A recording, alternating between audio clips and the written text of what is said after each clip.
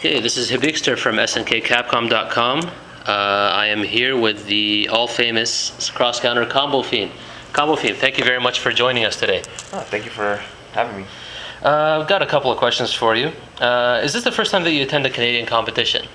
It is, yeah. First time I've ever been in Toronto, first time I've ever been in Canada. So, How are you enjoying it so far? it's been great. You know, the Canadian players are really hospitable. They're very nice. This trip has been more fun than I thought because, you know, I really didn't know much about what to expect out here. I mean, the players are solid. Mm-hmm. You know, the venue's nice. The city itself is pretty cool, or the area we're in at least. Mm-hmm. So, yeah, so far so good. Have you had a chance to explore the city yet, or are you planning on doing that after the event, or are you just heading straight back?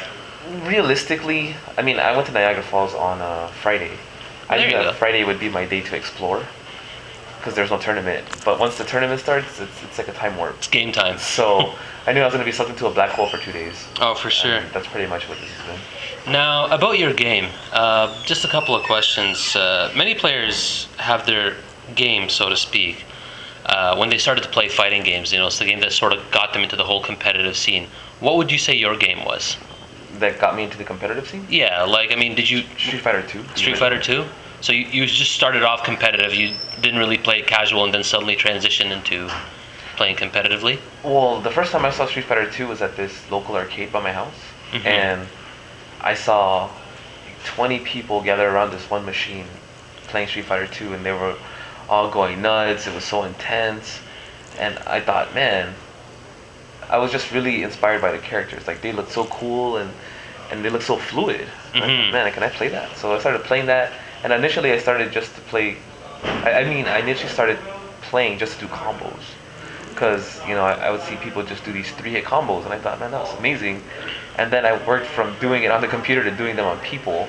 And then I saw how fun it was playing against people, and there you go. And who would you say your mentor was? Did you have a mentor at some point? Who would you say your mentor was? Was there somebody that you kind of followed? Someone who inspired you, or did you just get the self-will and basically learn this stuff on your own? No, I mean, when I was getting better, and I really started knowing who the people were that were good, pretty much anyone that was West Coast was my inspiration. I mean, you know, mainly being like Alex Valle and like Watson. But Right. then, after meeting them, I met Valle, and seeing how competitive he was, I wanted to beat him. So he actually went from being a mentor to somebody I wanted to beat. There you go. And that's how I got better. Because Excellent. I wanted to put his head on my wall, you know? There you go. There you go. And I'm guessing that went successful. It took 2.5 years, but yeah, it was successful. Awesome. Now you have the tendency to discover a lot of glitches, infinites, what people would call secret technology in games. How would you go about figuring that stuff out? What's the deduction process, and how do you do you theorize this stuff first and then you try to apply it, or how do you figure this sort of thing out? You know, I'm not even gonna lie to you. Like, to be honest with you, I'm really bad at finding stuff out. But I'm really good at applying stuff that I see instantly.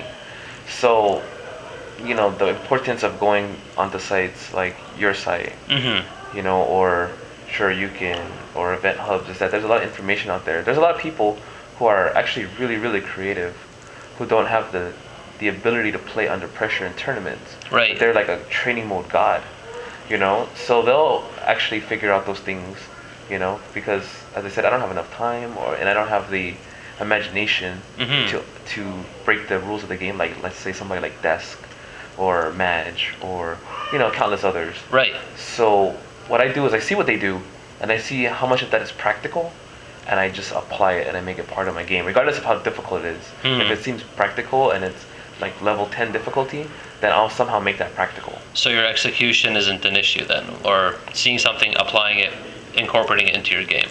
Well, applying it isn't an issue, but my execution is. I mean, I'm not as gifted as some of the other players out here who could just do any amazing combo. I mean, you have to think about it. Doing those combos on the joysticks and execution is like playing an instrument. Right. And, you know, some people, their hands, they're just more talented with their hands than others. So I can do most, but I can't do some of the most extreme stuff, and that for me becomes impractical. So then I don't do it. Right. Now, one other question about other fighting games, specifically King of Fighters 13 console is on the horizon. The arcade version has been out for a while. Do you meddle around with other fighting games, or do you just strictly stick to the Capcom games? I play everything. I play everything that people play. If the numbers dwindle though, then I stop playing it just because it's not. I play for the competition Right. more so than anything. So if there's no competition, then Exactly. So I'll try every fighting game when it comes out, and I try to find the good points of it. I mean, there's just some games that I just hate, and I don't play them such anymore. as. Like a lot of those Arc System games. Yeah, they just make me so mad when I play them because of the mechanics of the game. Yeah, there's definitely a lot of different mechanics and different fighting games, and just certain ones that appeal to certain people and whatnot. Any shout outs, any thoughts before we wrap up this interview? No, thank you for interviewing me. Shout outs to Complexity, Cross Counter, Mike, Ryan, Champ. Also thanks to our sponsors, Sound Blaster, PNY, Origin. Thank you for holding our team down, and also shout outs to Run. Excellent. Well, thank you so much for being here, for giving me this opportunity to interview. It's always a pleasure having you out here. We'd love to see you for future events. Yeah. Once again, thank you. And this is Hivixter signing off for SNKCapcom.com.